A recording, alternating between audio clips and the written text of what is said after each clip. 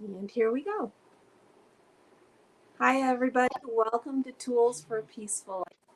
As I told you earlier, we have a surprise guest.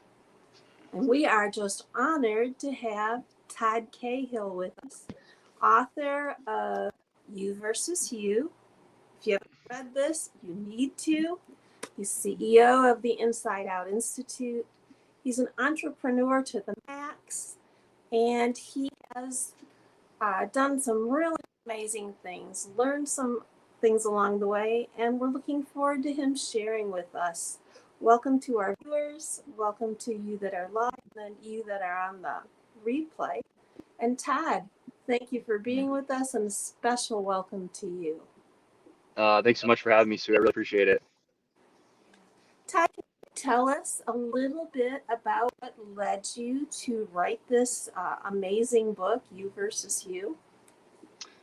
Sure. Again, thanks so much for having me. So I wrote that book around 2015 to 2017 because I've had at that point a lot of success at that moment. But then looking back, all of the challenges that I had been through. I remember being homeless. I remember having my car repossessed. I remember having horrible credit, being in debt, being fired from a job, and then Wow. going up some of the ranks in business and having to they used to say this a lot. I was in the direct sales industry and stuff. They used to say a different level, different devil. And what that really means is you think you want to get to a certain point, let's say it's six Mhm. figures a year, but there's different responsibilities when you start making more money, and you have to start understanding like taxes, for instance, and paying bills,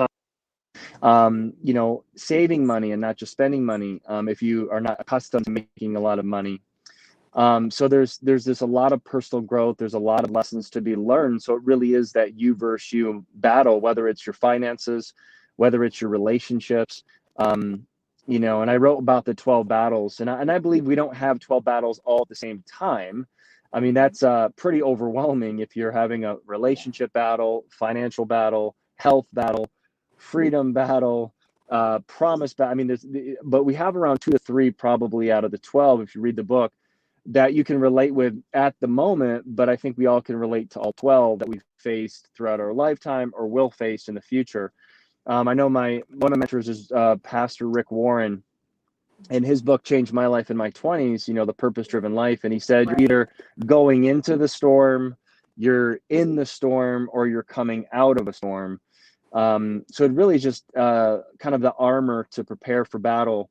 And I know that word is kind of a weird word to use because we're not literally in war in our life, but it's a lot of people have heard it's a spiritual battle, it's a Mhm. spiritual war out there, and it really is. So, without accountability, without even coaching, you're kind of all by yourself in that kind of what's that Tom Hanks movie, Castaway, where Yes. not too many people to talk to, and you can't really win the battle of your mind because we literally would all go crazy if we're literally on an island by That's true. ourselves. And I think that's how we really treat life, is like we're all every man for himself.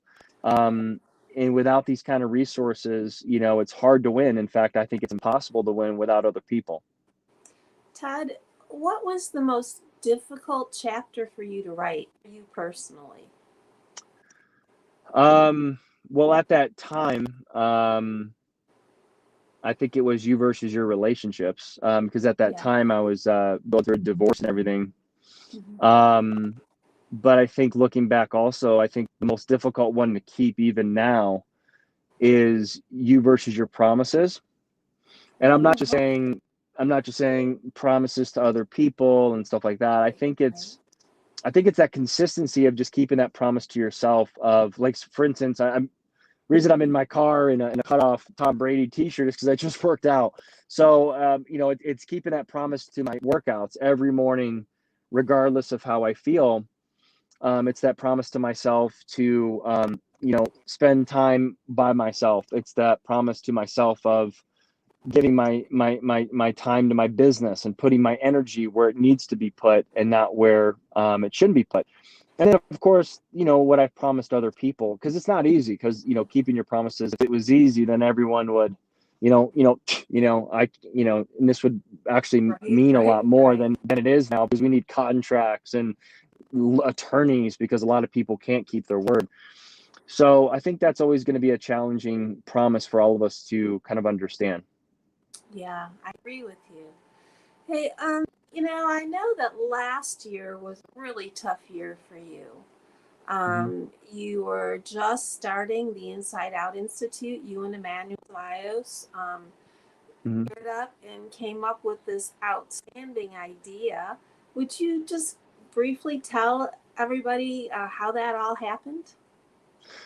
Yeah. So, with coaching, I've always been a coach. In fact, today, this very day, I have a call at 6:30 my time, with a celebrity coach, someone that I've seeked out, somebody that I've watched on Instagram, somebody that I don't know Mhm. personally, but I did reach out, and I'm so lucky and fortunate that he's going to personally call me today. We have an appointment.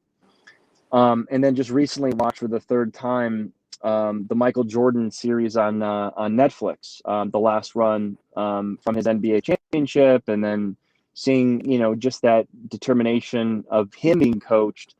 So I'm a firm believer that every single one of us that wants to achieve peak performance, that want to just really live that full potential, have to have a coach. And anyone that says, well, I don't have the money to invest in myself, is just not, they're not a winner. They don't have the winning mentality. I don't know what else to say, because I just never met a person that's really successful, fulfilled, giving back without a coach. I don't care if it's a pastor. I don't care if it's a professional athlete. I don't care if it's a businessman or woman. Everyone that you interview is going to have a mentor, a coach, someone that they've hired, someone that's an advisor. King Solomon had advisors. So I think there's nothing wrong with having an advisor and a coach. So with what we created on the energy side, because everything's energy. So we give our energy negatively or positively, but I've never really heard about energy healing. Like, how can I heal my energy? What does that even mean? Right. So a lot of us want to go achieve great things and accomplish big things, but we put our energy in the wrong spots a lot of the times, because we don't know any better. So having someone come in and ask the right questions and use the modalities that they are certified in, combining the subconscious and the conscious mind, it's a very powerful thing. So we started that, and I think the most difficult thing for me with starting my own company is you always get paid last. I haven't taken a paycheck in, I think, 9 months. So it's just, you pay your Yeah. employees, you pay your staff, you pay all the coaches and practitioners and stuff like that. So that's been a challenge, kind of Mhm. navigating through that. And also just people's emotions is a huge challenge. Navigating through Yeah. people's own ups and downs, and having to be there and supporting that and stuff like that. But it's been an incredible learning curve of different things, and also personally learning where I got to put my energy, and really healing from my past. In January of this year, my dad died, my sister died, my Oh, uncle died, my healer died, all in a month. So, yeah. and I never Such really a experienced. time. Yeah, Yeah. it was all unexpected for 2 out of 4. My dad was 76, but my sister was only 50. Right. And she died 8 days before my dad. And I think once my dad heard the news, he kind of instantly died. And we kind of knew that was So, coming. But it's just like navigating through that. mhm. You just need help. It's just hard to, when it rains, it pours. I think a lot of times on people, Yeah. and you need help. You can't just get through that yourself. So, how do you maintain your peace when things like that happen? Oh, it's easy. Yeah, God. So I'm a firm just believer in Jesus Christ, and I'm not religious. I'm not tied to some kind of religion, but I'm just personal relationship, and just having peace with someone that is the peacemaker. Right. Without my faith, like, I just personally think life is worthless. Without a man searches for purpose his whole life. We're not going Yes. to go search for math our whole life. We're going to search for love our whole life. So we are beings that want to be loved. We want to be loved unconditionally, but we really can't love unconditionally. As much as we are in love with a spouse or in love with a wife or a husband, it's almost impossible. I'm not saying it's not, but I'm just saying it's almost impossible for us to even understand unconditional love. Right. So I think when you really understand what God is to us, that spirit of unconditional love, it's something to strive for. It's something to, and we get peace when we serve others. We get peace when we make it about other people. And I was doing a clubhouse yesterday about self-love, and I think we have to be careful with this topic of self-love, Right. because in 2021, that's all I hear. Love yourself, and hey, if you Yeah. are in a situation with your spouse and you're not in alignment anymore, just leave them. Hey, if just leave. That bad relationship, and all that relationship could be is just a misunderstanding. You could maybe get counseling in it. So I'm also a big believer of don't give up. Now, I'm not talking about like an abusive relationship or something that's very unhealthy, but I think it just comes down to, part of self-love is giving to others. As a parent, you can't put yourself first all the time. If you have children, that would be horrible parenting.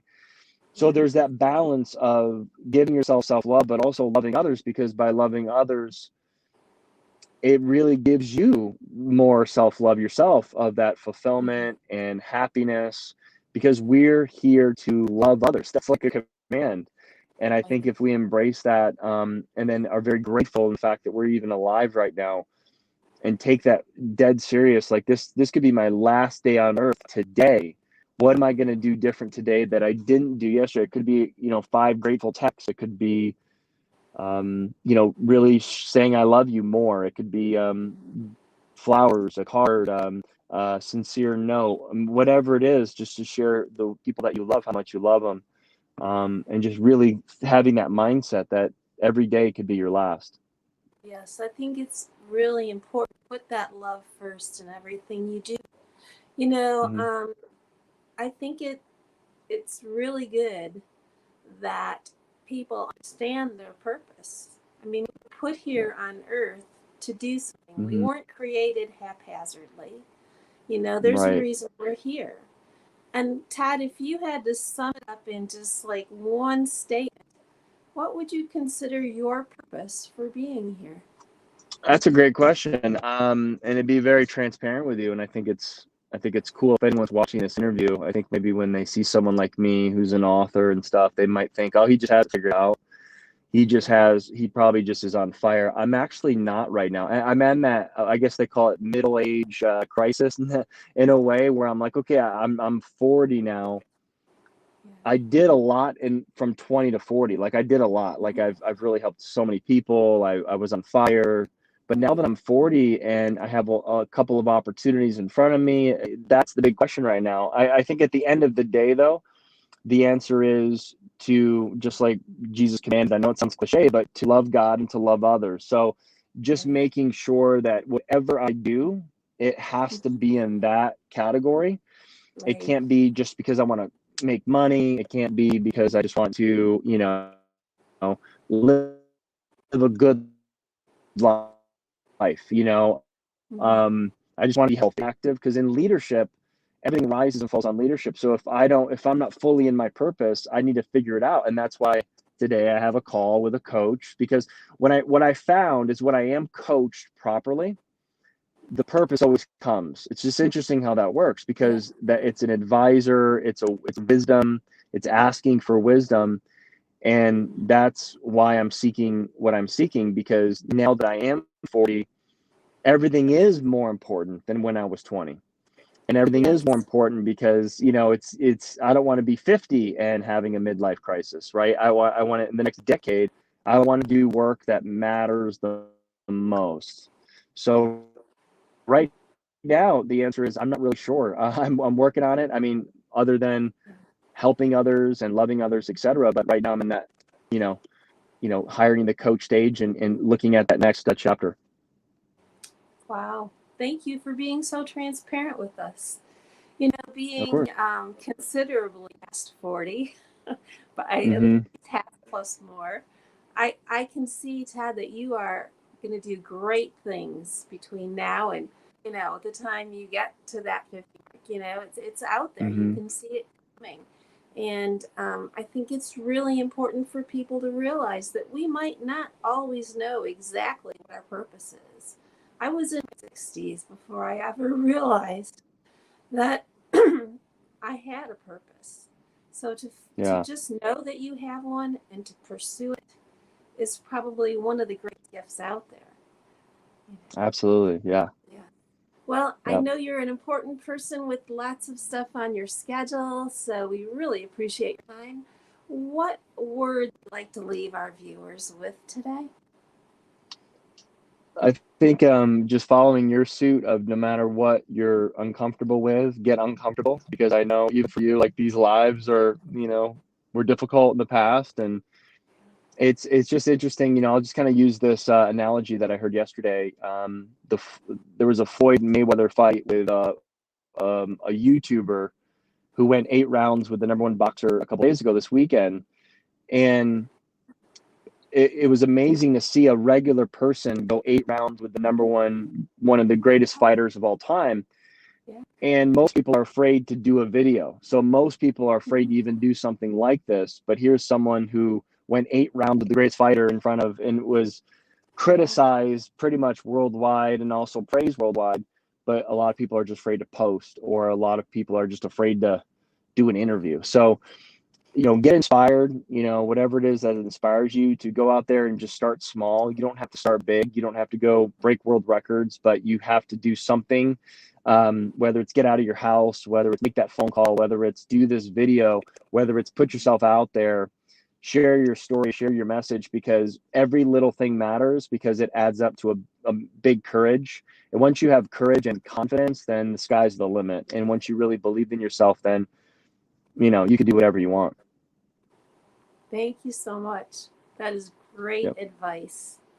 So if people absolutely. would like to get a hold of you, what's the best way? Just on my Instagram, that's where I hang out most. Is just Okay. handle is at Todd M Cahill, which is Cahill. You just see my name, but it's just my middle initial, Todd M Cahill on Instagram, and that's where I hang out most there. So they can just Great. reach out to me. Super. And if anybody has trouble finding a connection with Todd, get in touch with me and I'll be more than happy to make sure you guys find each other. Todd, I'd like Thank to you so much. thank you so much for being here today. Really Hmm. appreciate the words you shared with us, your thoughts, your wisdom. Thank you to the viewers that have popped in, and thank you so much to you that are on the replay. Um, I'm really grateful for you and hope that this helped to contribute to your toolbox with tools for a peaceful life. Thank you and have a great Thank you so day. much. All right.